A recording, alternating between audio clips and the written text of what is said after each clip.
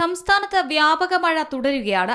ഇന്നും അതിശക്തമായ മഴ തുടരുമെന്നാണ് കേന്ദ്ര കാലാവസ്ഥാ വകുപ്പിന്റെ മുന്നറിയിപ്പ്. കണ്ണൂർ, കാസർഗോഡ് ജില്ലകളിലാണ് ഇന്ന് ഓറഞ്ച് അലർട്ട്. 24 മണിക്കൂറിൽ 115.6 മില്ലിമീറ്റർ മുതൽ 204.4 മില്ലിമീറ്റർ വരെ മഴ ലഭിക്കുമെന്നാണ് പ്രവചനം. ഇടിമിന്നലോടുകൂടിയ മഴ ഉണ്ടാകുമെന്നാണ് മുന്നറിയിപ്പ്. പത്തനംതിട്ട, ആലപ്പുഴ, കോട്ടയം, ഇടുക്കി, എറണാകുളം, തൃശൂർ, പാലക്കാട്, മലപ്പുറം, വയനാട് ജില്ലകളിൽ ഇന്ന് യെല്ലോ അലർട്ടാണ്.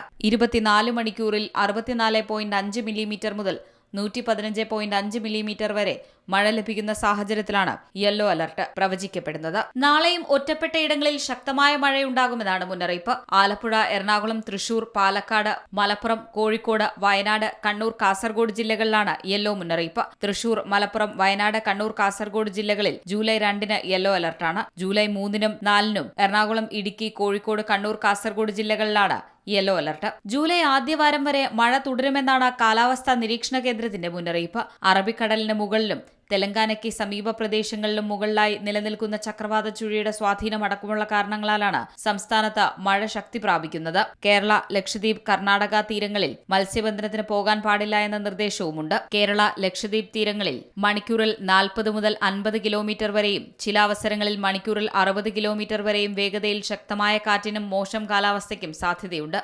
ഉരുൾപൊട്ടൽ, മണ്ണിടിച്ചിൽ, മലവെള്ളപ്പാച്ചിൽ സാധ്യതയുള്ള പ്രദേശങ്ങളിൽ താമസിക്കുന്നവർ അധികൃതരുടെ നിർദ്ദേശാനുസരണം സുരക്ഷിതമായ സ്ഥലങ്ങളിലേക്ക് മാറി താമസിക്കണമെന്നും നദിക്കരകൾ, അണക്കെട്ടുകളുടെ കീഴ്പ്രദേശങ്ങൾ എന്നിവിടങ്ങളിൽ താമസിക്കുന്നവരും അപകട സാധ്യത മുൻകൂട്ടി കണ്ട് അധികൃതരുടെ നിർദ്ദേശാനുസരണം മാറി താമസിക്കണമെന്നും പൊതുജനങ്ങൾക്ക് നിർദ്ദേശം നൽകിയിട്ടുണ്ട്.